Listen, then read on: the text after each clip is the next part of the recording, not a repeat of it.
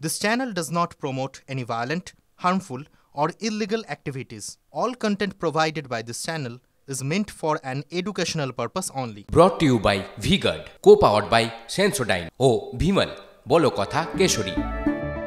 Associate sponsor Ultratech Cement।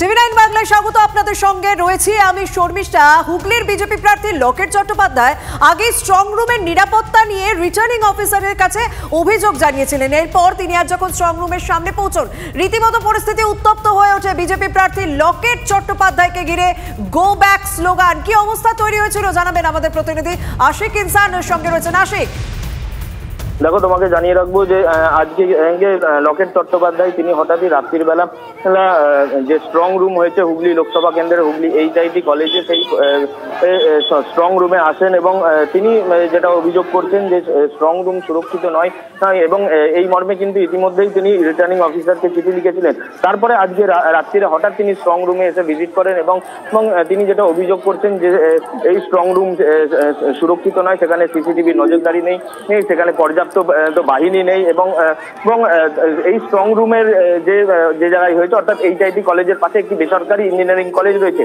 যে তিনি যেটা অভিযোগ করছেন যে তার সেই স্ট্রং রুম থেকে ওই বেসরকারি কলেজে যাতায়াতের একটা সোজা পথ রয়েছে, সেই পথ থেকে যে কেউ যে কোনো সময় স্ট্রং রুমে চলে আসতে পারে বলে তিনি অভিযোগ করছেন। এবং এরপরেই কিন্তু উত্তেজনা ছড়ায়। যারা তৃণমূল কর্মী সমর্থক নেতা রয়েছেন তারাও কিন্তু এরপরে উপস্থিত হয় এইচআইটি কলেজের সামনে, অর্থাৎ স্ট্রং রুমের যেখানে হয়েছে সেইখানে উপস্থিত হয় এবং এরপরেই কিন্তু তাকে ঘিরে গো ব্যাক স্লোগান, অর্থাৎ লকেট চট্টোপাধ্যায়কে ঘিরে গো ব্যাক স্লোগান তোলেন তৃণমূল কর্মী সমর্থকরা। এরপরেই কিন্তু একে অপরকে তারা দোষারোপ করতে থাকেন। পাল্টা বিজেপির তরফ থেকে স্লোগানিং করা হয়, ফলে উত্তপ্ত হয়ে ওঠে গোটা এলাকা। একদম পরিস্থিতি উত্তপ্ত হয়ে ওঠে, চলে স্লোগান পাল্টা স্লোগান। ধন্যবাদ। এদিকে সপ্তম দফা ভোটের আগে বঙ্গে প্রধানমন্ত্রী আবারও। কাল রাজ্যে 3 কেন্দ্রে প্রচার রয়েছে তার। অশোকনগর, বারুইপুরে জনসভা রয়েছে, সন্ধ্যায় সিমলা স্ট্রিটে বিজেপি প্রার্থী তাপস রায়ের সমর্থনে রোড শো প্রধানমন্ত্রী। শ্যামবাজারে সভা করার কথা ছিল মোদির, সেই সভায় পুলিশ অনুমতি দেয়নি, অভিযোগ বিজেপি রাজ্য সভাপতির। শ্যামবাজারে প্রচার মঞ্চ তৈরিতে বাধা রাজ্য পুলিশের, অভিযোগ সুকান্ত মজুমদারের। থেকে তো সহযোগিতা পশ্চিমবঙ্গে আশা করার বৃথা। অরণ্যের রোদন করে লাভ নেই।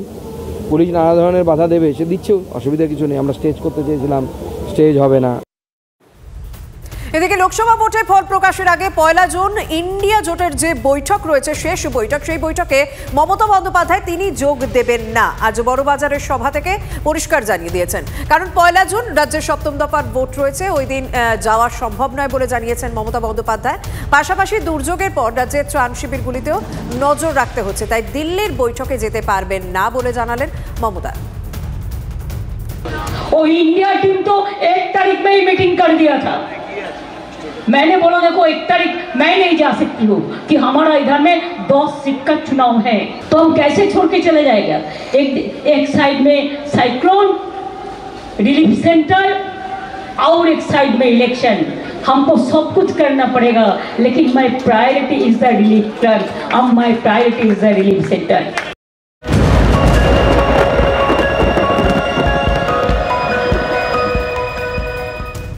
রেমালের প্রভাব সবথেকে বেশি কোথায় পড়েছে? দক্ষিণ প্রান্তে রাজ্যে, কিন্তু তার কিছু প্রভাব কলকাতাতেও পড়েছে, কারণ ঝোড়ো হাওয়া তুমুল বৃষ্টিতে কার্যত লন্ডভন্ড হয়ে গেছে কলকাতা। জল যন্ত্রণার স্মৃতি আবারও ফিরল, রাস্তায় জল জমলো হাসপাতালেও, আর পাতাল পথেও জলের প্রবেশ। পার্ক স্ট্রিট মেট্রোতে হাঁটু জল ঘিরে তরজায় জড়ালো মেট্রো পুরসভা। কলকাতায় জল জমা নিয়ে বিরোধীদের তোপে মুখ পুড়ল পুরসভা। ঘূর্ণিঝড়ের প্রভাবে টানা বৃষ্টি, কার্যত ভাসল তিলোত্তমা। অলিগলি থেকে রাজপথ, হাবুডুবু খাওয়ার জোগাড়। কলকাতা মেডিকেল কলেজ যেন নদীর চেহারা নিল। কোমর জলে ডুবল পার্ক স্ট্রিট মেট্রো স্টেশন। বনশ্রীতে ঘরের মধ্যে ঢুকে পড়ল জল। কলকাতা বিমানবন্দরে জলে দাঁড়িয়ে রইল বিমান। রেমালের তাণ্ডবে গাছ ভেঙে পড়ে অবরুদ্ধ হয়ে পড়ল রাস্তাঘাট। বড়নগরে অকেজো চিমনি ভেঙে সারি সারি দফা রফা অবস্থা গাড়ি। টুকরো টুকরো এই ছবি বুঝিয়ে দিল ঘূর্ণিঝড়ের আঘাত কতটা পড়ল তিলোত্তমার উপর। রেমালের প্রভাবে কার্যত লন্ডভন্ড হয়ে পড়ল কলকাতা। জনজীবনে কতটা ভোগান্তি তার আঁচ মিলল বর্ণশ্রীর এই সরকারি আবাসনে। খালের জল বাড়িতে ঢুকে যাওয়ায় ভাসছে সংসার। পাশের যে নোংরা খাল, সেই খালের জল কিন্তু উঠে এসছে এবং দুজনে বিছানার উপর রয়েছেন। টিভি, সমস্ত কিছু আসবাবপত্র, জামা কাপড় সব কিছু খাটে তুলে দেওয়া হয়েছে। ফিরাদ আমি কাকে বললো যে আমাদের 145টা পাম্প রেডি আছে, কোথায়? হ্যাঁ, 145 পাম্প রেডি থাকলে এই অবস্থা হয়? সাধারণ মানুষের যেমন দুর্ভোগ, তেমনই দুর্দশা হাসপাতালে আসা রোগী ও তাদের পরিজনদের। প্রবল বৃষ্টিতে কার্যত নদীর চেহারা নেয় কলকাতা মেডিকেল কলেজ হাসপাতাল চত্বর। রেমালের দাপটে কিন্তু জল থই থই অবস্থা।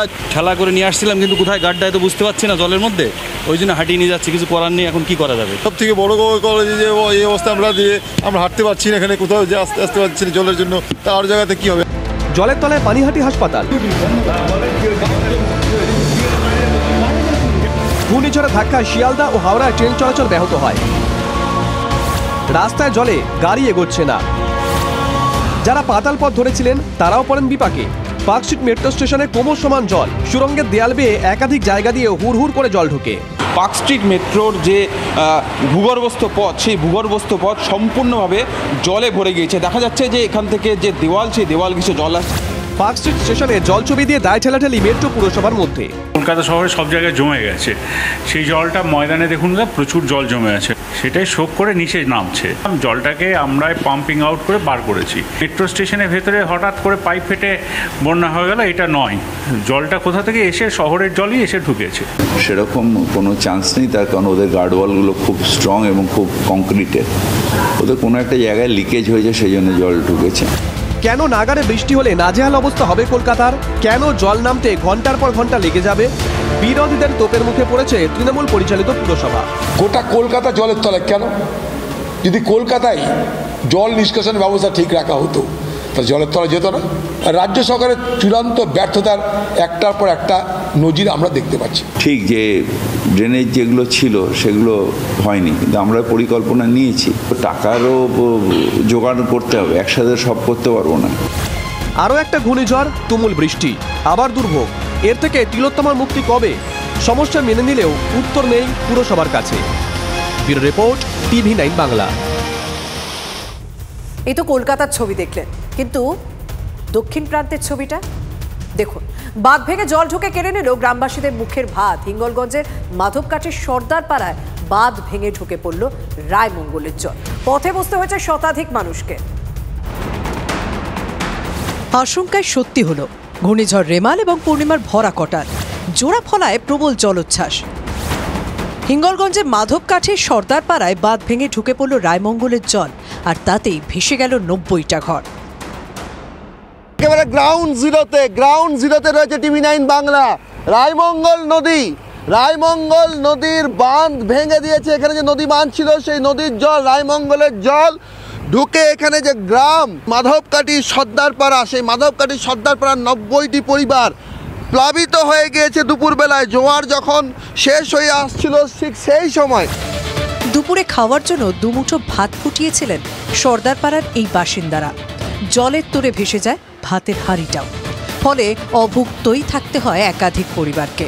রান্নাবান্না শেষ করে পরিবারের সদস্যদের খেতে দেবেন, ঠিক সেই সময় রায়মঙ্গল নদীর জল হু করে মাধবকাঠি সর্দারপাড়া গ্রামে ঢুকতে শুরু করে একের পর এক বাড়িকে ভাসিয়ে নিয়ে যায়। এই কাঁচা বাড়িটি, মাটির কাঁচা বাড়ি, এই বাড়িটি পুরোপুরিভাবে জলের তোরে মাটির সঙ্গে মিশে যায়। এনারা আবাস প্রকল্পে পাকা বাড়ি পাননি। বাকি যা ছবি রয়েছে গ্রামের, সেই ছবিও কার্যত ভয়াবহ। গ্রামের ভেতর পর্যন্ত জল ঢুকে গিয়েছে। রান্নার সময় তখন এই ভেঙে গেছে, আর জল ঢুকেছে, ঘরটা সব ভেঙে গেছে, খাওয়া দাওয়া তো হয়নি। কাল রাতের থেকে এই অবস্থা, আমাদের খুব বিপদ সংকেত আছে। খাওয়া দাওয়া নেই, আমাদের একটা খাবার ব্যবস্থা করতে পারেন প্রশাসনকে। আর কিছু চাই না আমাদের, আর কিছু চাই না, একটু খাবার ব্যবস্থা আমাদের। শুধু এবার নয়, এটা সর্দার পাড়ার প্রতি বছরের ছবি। কেন হয় এমনটা? ছোট ছোট আল দিয়ে রেখেছে, আল, হ্যাঁ, এই যে দুই ধারে দুটো একটু ওই পাইলিং দিয়ে রেখেছে, তার মধ্যে বস্তা দিয়ে অল্প স্বল্প মাটি দিয়ে রেখেছে ঢাকার জন্যে। এখানে সরকার দেখার লোক নেই, কেউ দেখে না। এই রাস্তা যদি এই 100 ঘর যদি বাস করতেছে, তাহলে এই কংক্রিট রাস্তা না দিলে, এই আলের মতন রাস্তা দিলে কি রাস্তা টেকে? এই অবধি প্রশাসনও কোনো দ্বারস্থ আমাদের এই গরিব মানুষের পাশে কোনো প্রশাসনও আসেনি। যখন জলটা ঢোকে তখন এসে একটু হা হু করে, তার আগে কোনো ব্যবস্থা করে না ওটা। হিঙ্গলগঞ্জের সর্দারপাড়ার মতো অবস্থা হতে পারত হেমনগরের একাধিক গ্রামের। বিপদ আজ করতে পেরে ঝড় জলের রাতেই বাঁধ রক্ষায় নেমে পড়েন গ্রামের মানুষ। হেমনগর, এখানে নদী বাঁধে বড় সড়ো ফাটল দেখা দেয়।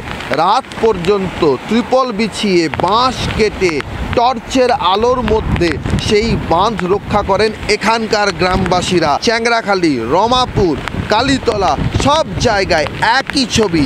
হাংস রায় নদী বাঁধ রক্ষা করে নিজেদের গ্রামকে রক্ষা করার দায়িত্ব কাঁধে তুলে নিলেন। আপনারা 24 পরগনায় গেলে, দক্ষিণ 24 পরগনায় গেলে দেখবেন সুন্দরবনের নদী বাঁধগুলো ত্রিপল দিয়ে ঢেকে রাখা হয়েছে। নতুন টেকনোলজি মমতা বন্দ্যোপাধ্যায় আমদানি করেছেন, ত্রিপল টেকনোলজি। উড়িষ্যা গত কয়েক বছরে প্রাকৃতিক দুর্যোগ মোকাবিলা করার জন্য তার রাজ্যকে যেভাবে প্রস্তুত করেছে, আমরা তার ছিটে ফোঁটাও নেই আমাদের রাজ্যে।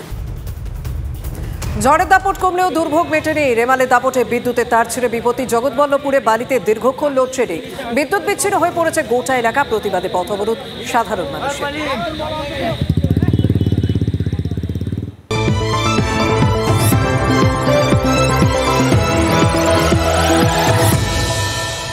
Brought to you by V-Guard, co-powered by Sensodyne O Bhimal, বলো কথা কেশরী।